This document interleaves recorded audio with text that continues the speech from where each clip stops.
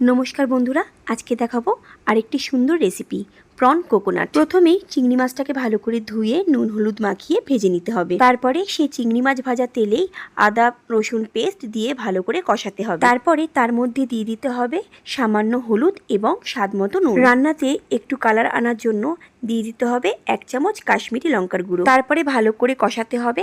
তারপরে দিয়ে দিতে হবে আগে থেকে বেটে রাখা সাদা সর্ষে বাটা। সর্ষে বাটা ভালো করে কষানোর পরে দিয়ে দিতে হবে 2টো লঙ্কা চিড়ে। তারপর দিয়ে দিতে হবে আগে থেকে করে রাখা নারকেলের দুধ। নারকেলের দুধ দিয়ে ভালো করে ফোটাতে হবে। তারপর দিয়ে দিতে হবে আগে থেকে ভেজে রাখা চিংড়ি মাছগুলো। ভালো করে কষাতে হবে। একটি পাত্র দিয়ে ঢেকে দিতে হবে।